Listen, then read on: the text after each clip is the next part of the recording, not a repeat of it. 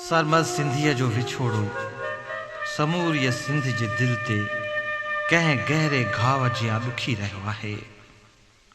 शाल अहिड़े सुपरीअ खे लुड़कनि जा पांध विझी परचाए सघिजे हा, पर मौत अटल हक़ीक़त आहे। अहिड़े परदेस ॾांहुं वेंदड़ मुसाफ़िर मोटी नाहिन ईंदा, पर ही त संदसि वञण जी मुद्द न हुई। सेई जोबन ॾींहुं जॾहिं सॼण सफ़र हलिया, सेई जोबन ॾींहुं जॾहिं सॼण सफ़र हलिया, रोआं रहन न सिपरी आयल करियां कीअं, मूंखे चाढ़े कीअं वियो वणजारो ओहरी। ऐ ख़ुदा, ही त संदसि जोबन जा ॾींहं हुआ। अञा त हुन जे अखियुनि खे बहारूं ॾिसणियूं हुयूं। अञा त केतिरनि ई सपननि खे साबिया मारणी हुयसि, पर हायड़े अजुल, ही कहिड़ो जोबन असां खां खसे वए। चाहत जे अहिड़े पंध में अखड़ियुनि मंझां आप जारी थी पवे, विछोड़ो वठ बणिजी हद हद में ॾुखण लॻे, तॾहिं त सरमद शायदि ॾींदे चए थो, पंहिंजे देश में कंहिं दिलबर खे था चाहियूं, उन जी याद सां परदेस वसायूं वेठा आयूं। आहे इदरीस अखियुनि खां दूर त छाहे, रखियो रूह में हुन खे हरदम वेठा आयूं।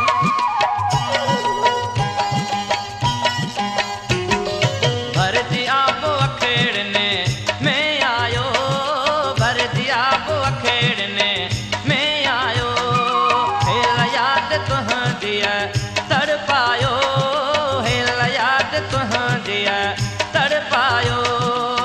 देश में तू तो खुश रही, परदेसी काॾे वञे, नथो ख़त पट कोई लिखी, न कॾहिं हाल थो पुछी, पाण थियो तूं पको वाया कंहिंजे चए आहीं यार लॻो, कंहिंजे चए आहीं यार लॻो।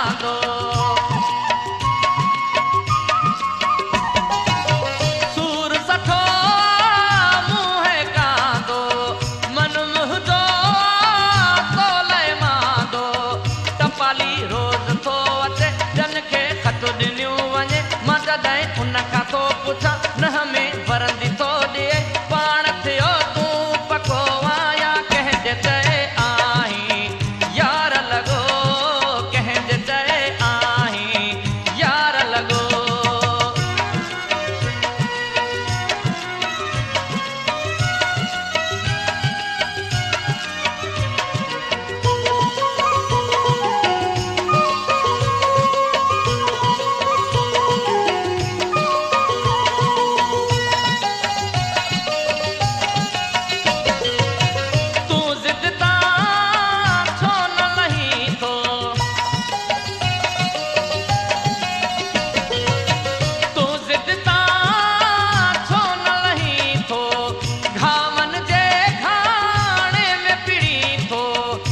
संग दिल न थी सफ़ा, वफ़ा दे बदले दे वफ़ा, धार